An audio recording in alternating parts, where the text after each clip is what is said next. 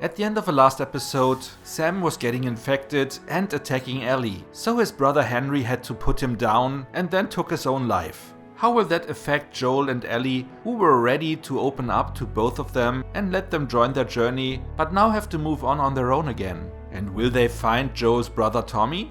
If you want to find out, then join me for this review video.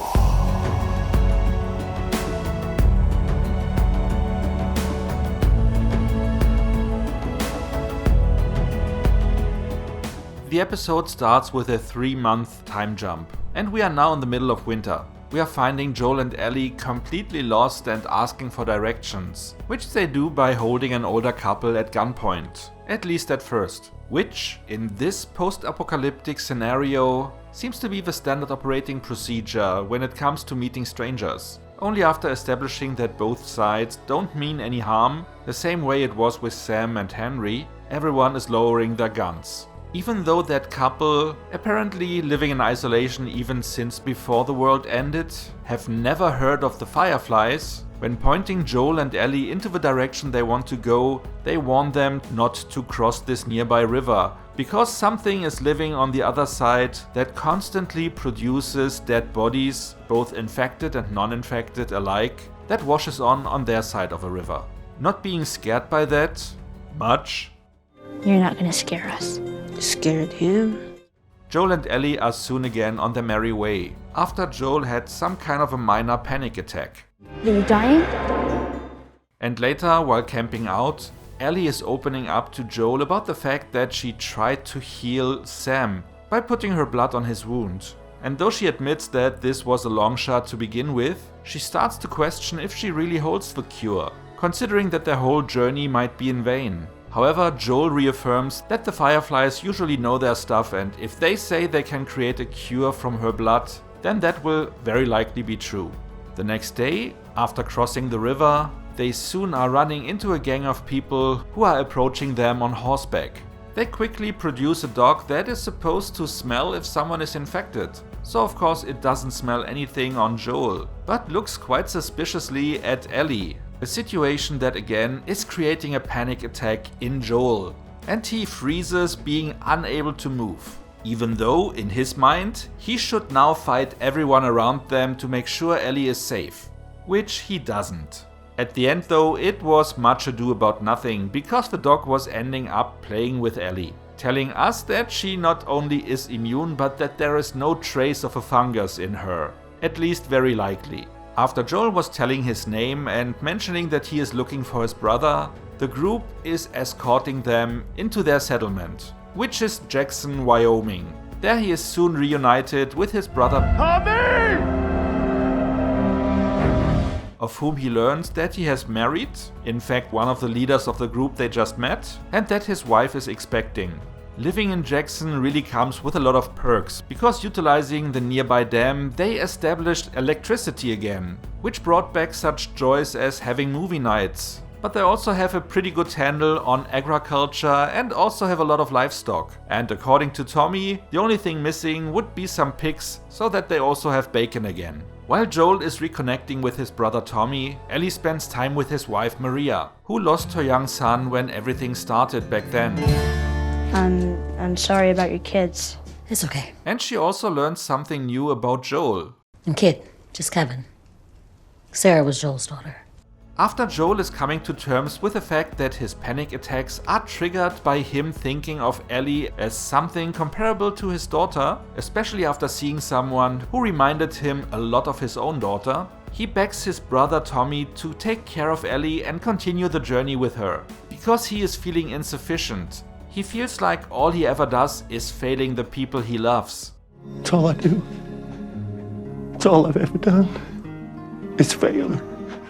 And for that reason he fears that he might put Ellie in danger because of his love for her.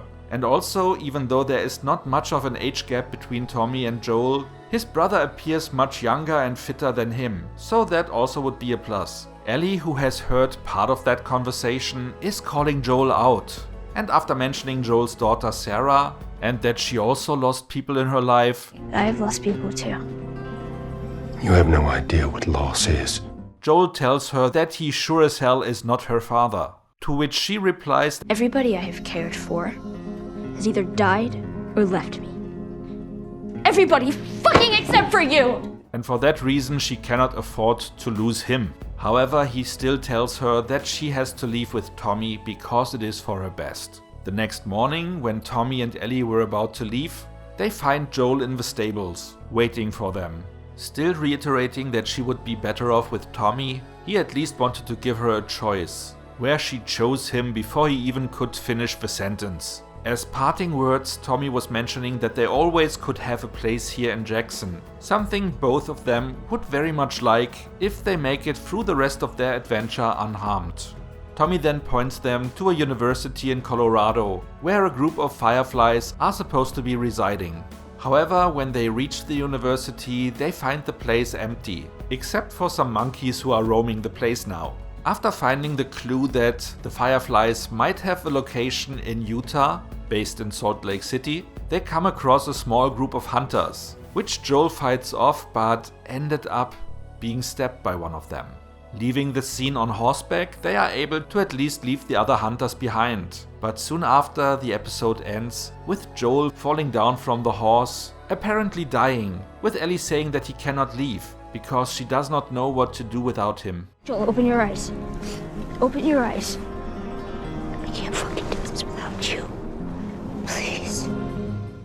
Wow, this is where this episode leaves us off. And again, I have not played the game as far as this scene, so I have no idea if Joel is dying and maybe we continue the game just playing Ellie.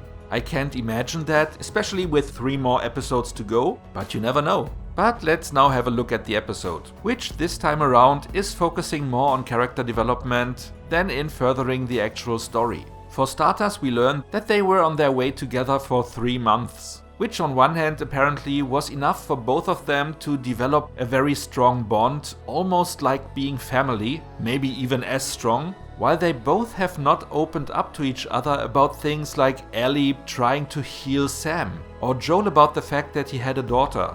This all changed though after they left the colony of Jackson. He finally starts to properly train her, showcased by him giving her shooting lessons. And he also is opening up more, which is noticeable by the tone he uses when talking to her, which is now much softer than before, but also about the topics, because he is explaining to her how the world was before everything started. And he is starting to tell her about personal things, like him being a contractor before.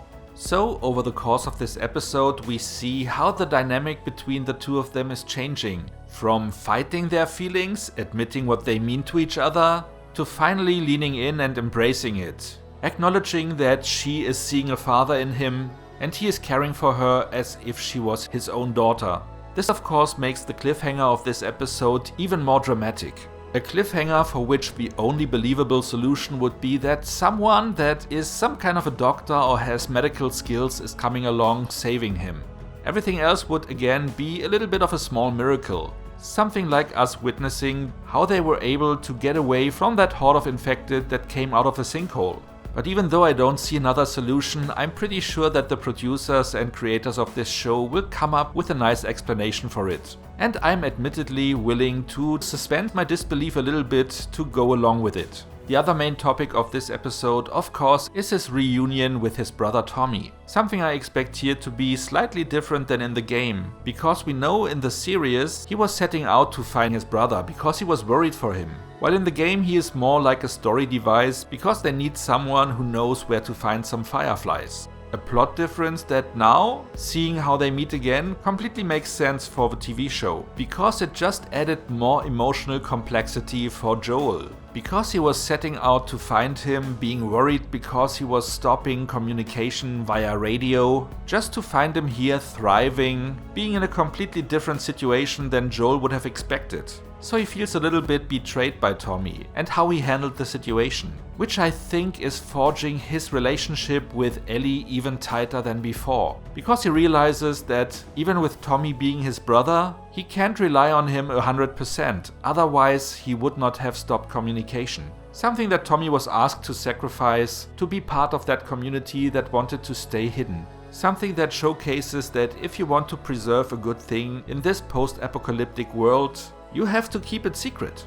but it also shows that you actually can rebuild some kind of a functioning society. With the first call out being a little bit depressing, while the second one is actually giving hope.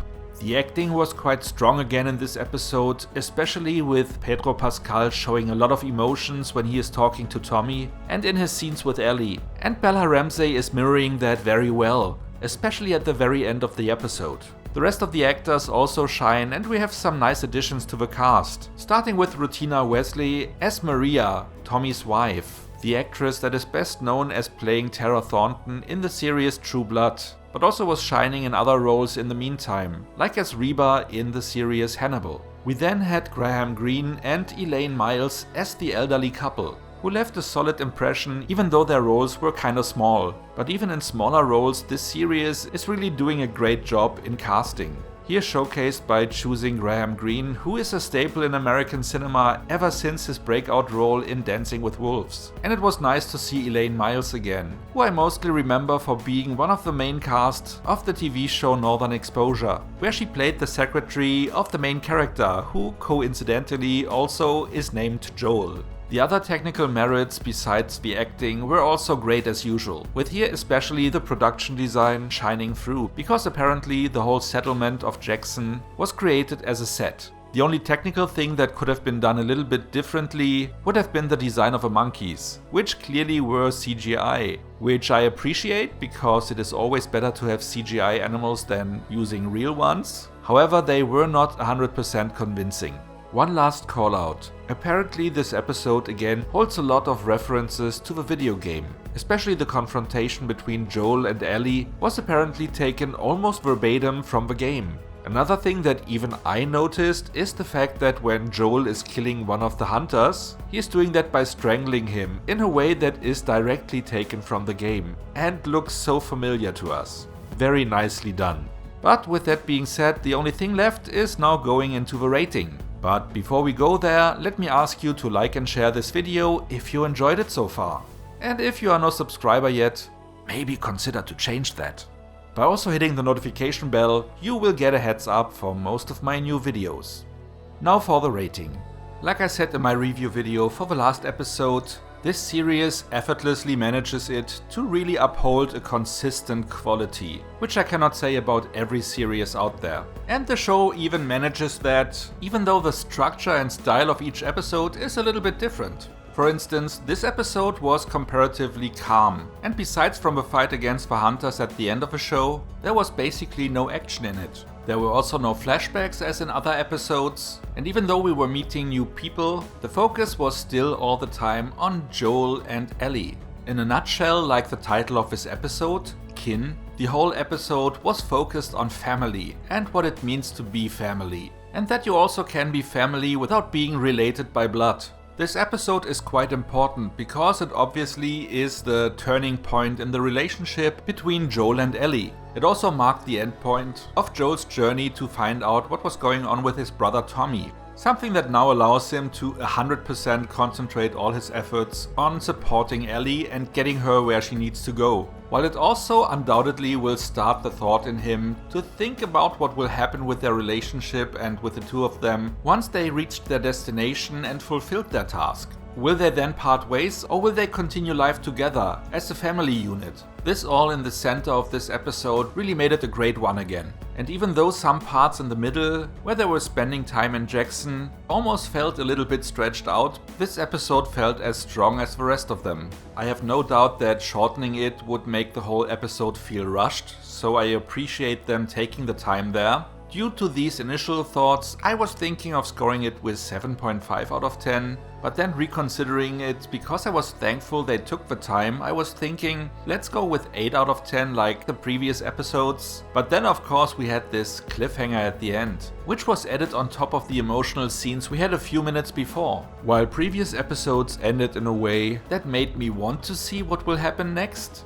this episode made me cry out that I have to see what happens next. And that is the reason why this episode, even though it was a little bit calmer than the rest of them, was pushing me over the edge to say let's go with an 8.5 out of 10 points. Which even surprised me a little bit, because while watching the episode, especially the first half, I was thinking, this is an okay episode, but it might be a little bit inferior to the previous ones. But then all those emotional payoffs were coming in, and the great acting, and those scenes that really turned the storyline around a little bit. And with that emotional journey being topped off with that cliffhanger. What about you? How did you experience this episode? And how do you think the story will continue? Will there be a Deus Ex Machina moment and Joel will miraculously recover? Or will there be an actual logical explanation for him staying around? Or will that be the end of a journey for him?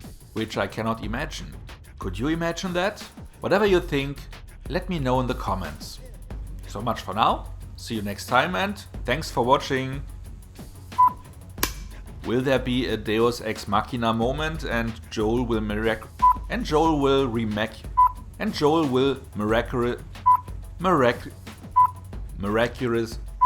miraculously recover?